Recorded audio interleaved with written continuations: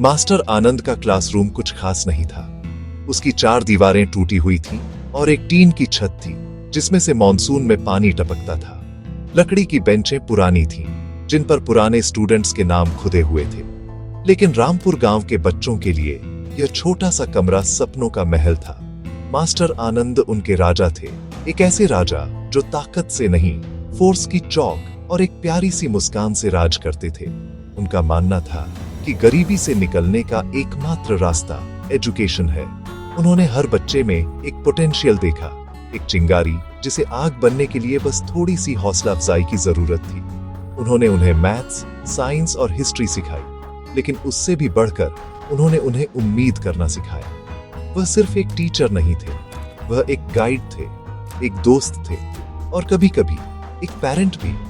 वह हर स्टूडेंट को नाम से जानते थे, उनकी फैमिली की स्ट्रगल्स जानते थे और उनके छिपे हुए टैलेंट्स भी जानते थे। वह अक्सर स्कूल के बाद रुकते थे, आखिरी घंटी बजने के बहुत बाद तक, ताकि कमजोर स्टूडेंट्स को पढ़ा सके।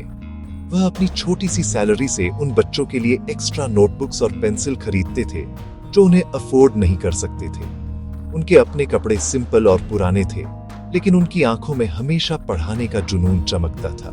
उनका मानना था कि इन धूल भरे भूले हुए क्लासरूम्स के अंदर इंडिया का फ्यूचर लिखा जा रहा है, एक अल्फाबेट एक बार में। उनके सभी होशियार स्टूडेंट्स में एक लड़का था जिसका नाम अर्जुन था।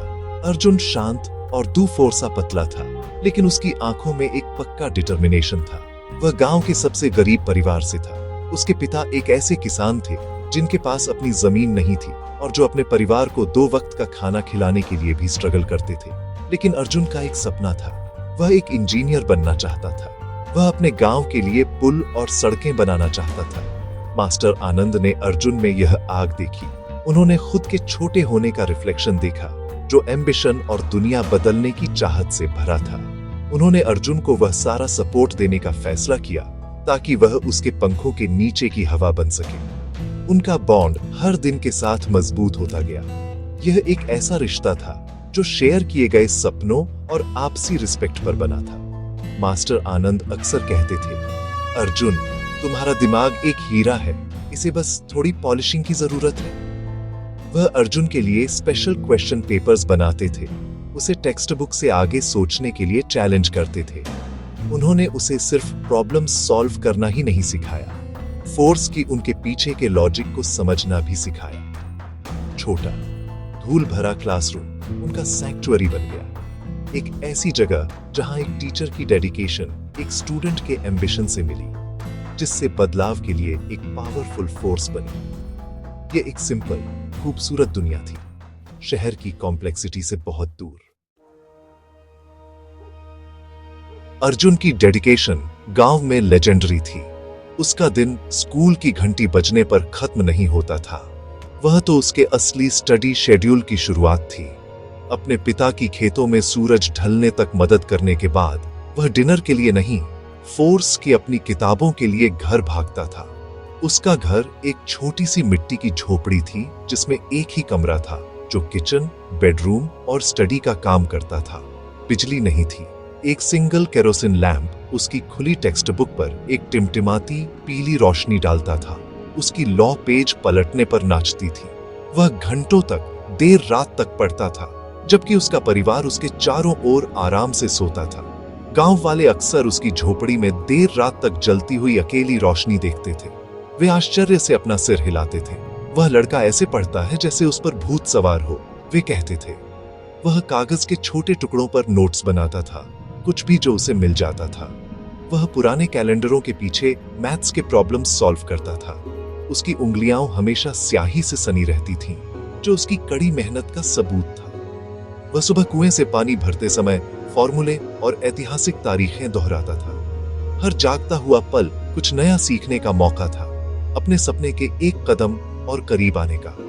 वह गरीबी के खिलाफ एक दौड़ में था और उसकी किताबें उसका एकमात्र हथियार थीं। मास्टर आनंद ने हर संभव तरीके से उसका सपोर्ट किया। वह अक्सर शाम को अर्जुन की झोपड़ी में आते थे, अपने साथ प्रैक्टिस पेपर्स का एक नया सेट या एक मुश्किल किताब लेकर आते थे जो उन्होंने शहर की लाइब्रेरी से उधार ली थी। वे लैंप की डिम लाइट में एक साथ बैठते थे, कॉम्प्लेक्स साइंटिफिक थ्योरीज और मैथमेटिकल इक्वेशंस पर डिस्कस करते थे। मास्टर आनंद चीजों को सिंपल, रोजमर्रा के उदाहरणों से समझाते थे, जिससे सबसे मुश्किल सब्जेक्ट्स भी आसान लगते थे। उन्होंने अर्जुन की आंखों में थकावट देखी, लेकिन कभी न हारने वाली स्पिरिट भी देखी। वह जानते थे कि यह लड़का खास था। वह सिर्फ अपने लिए नहीं पढ़ रहा था, वह अपने परिवार के लिए, अपने गांव के लिए पढ़ रहा था। फाइनल बोर्ड एग्जाम करीब आ रहे थे और अर्जुन के एफर्ट्स दोगुने हो गए थे। वह मुश्किल से सोता था, कुछ घंटों के आराम और अंतहीन कप चाय पर गुजारा करता था।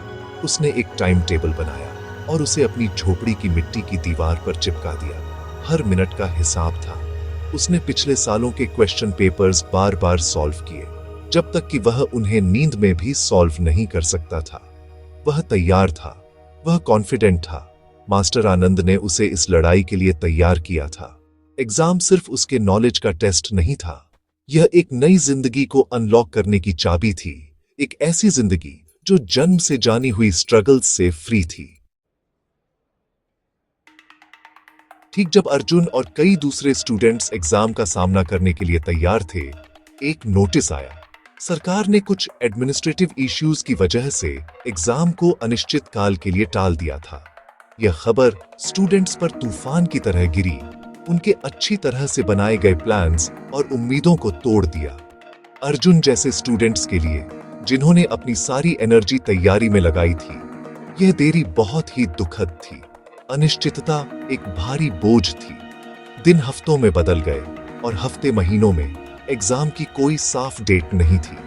मोमेंटम खत्म हो गया था और निराशा की भावना आने लगी थी। अर्जुन ने पढ़ना जारी रखा, लेकिन उसकी आंखों की चमक कम हो गई थी। मास्टर आनंद ने अपने स्टूडेंट्स में बढ़ती निराशा देखी। वह जानते थे कि यह देरी सिर्फ समय की बात नहीं थी, यह उनके फ्यूचर की बात थी। इन ग्रामीण स्टूडेंट्स के लिए हर साल बहुत क्रूशियल था। देरी का मतलब गरीबी का एक और साल, स्ट्रगल का एक और साल हो सकता था।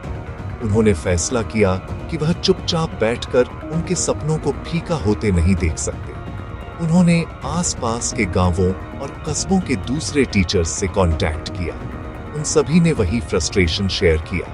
उन्होंने महसूस किया कि उनके स्टूडेंट्स के फ्यूचर के साथ एक लापरवाह और इनएफिशिएंट सिस्टम खेल रहा था। उन्होंने फैसला किया कि आवाज उठाने का समय आ गया था। टीचर्स ने एक शांतिपूर्ण प्रोटेस्ट ऑर्गेनाइज किया। उन्होंने स्टेट कैपिटल तक मार्च करने का फैसला किया ताकि एजुकेशन मिनिस्टर से एग्जाम की डेट तय करने की मांग कर सके। मास्टर आनंद सबसे आगे थे, डेडिकेटेड एजुकेटर्स के ग्रुप को लीड कर रहे थे। वे पॉलिटिशियन या एक्टिविस्ट नहीं थे, वे सिंपल टीचर्स थे जिनके पास प्लाकार्ड और ड्यूटी की एक मजबूत भावना के अलावा कुछ नहीं था। उनकी मांगें सिंपल थीं। हमारे स्टूडेंट्स को उनका फ्यूचर दो और हमें एग्जाम चाहिए, बहाने नहीं। वे धूप में मीलों तक चले। उनका संकल्प अडिग था। वे एक शांतिपूर्ण अपील की शक्ति में विश्वास करते थे। उम्मीद करते थे कि अथॉरिटीज उनकी बात सुनेंगी। जैसे ही वे शहर पहुंचे, उनके शांतिपूर्ण मार्च का सामना पुलिस बैरिकेड्स की दीवार से हुआ। माहौल तनावपूर्ण हो गया। टीचर्स ने अधिकारियों से बात करने की कोशिश की, अपने कारण समझाए, लेकिन उनकी आवाजें शहर के शोर और अराजकता में डूब गई। उन्हें चिंतित एजुकेटर्स के रूप में नहीं, फोर्स की एक पब्लिक न्यूसेंस के रूप में देखा गया। प्रोटेस्ट, जो इतनी उम्मीद के साथ शुरू हुआ था, अब एक कठोर और उदासीन वास्तविकता का सामना कर रहा था। मास्टर आनंद दृढ़ता से खड़े थे, एक प्लाकार्ड पकड़े हुए जिस पर लिखा था, एक टीचर की लड़ाई देश के फ्यूचर के लिए है। उन्हें विश्वास था, शायद भोलापन से, कि उनके शुद्ध इरादे समझे जाएंगे। सिचुएशन तेजी से बढ़ गई।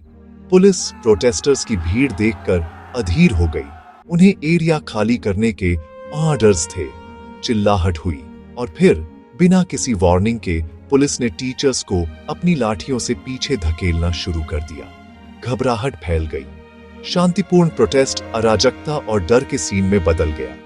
टीचर्स, जिन्होंने सिर्फ चौक और किताबें संभालना जाना था, अब क्रूर बल का सामना कर रहे थे। वे लड़खड़ाए और गिरे। उनके प्लाकार्ड पैरों तले रौंद दिए गए। हवा दर्द और कंफ्यूजन की चीखों से भर गई थी। यह एक सिंपल और सही मांग पर एक क्रूर जवाब था। अराजकता के बीच मास्टर आनंद अपनी जगह पर खड़े रहे, सबको शांत करने की कोशिश कर रहे थे।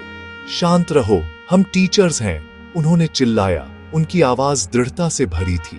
उन्होंने एक पुलिस लाठी से एक बुजुर्ग टीचर को बचाने की कोशिश की। उस निस्वार्थ साहस के पल में एक पुलिसकर्मी ने उन्हें जोर से धक्का दिया। मास्टर आनंद अपना संतुलन खो बैठे और गिर गए।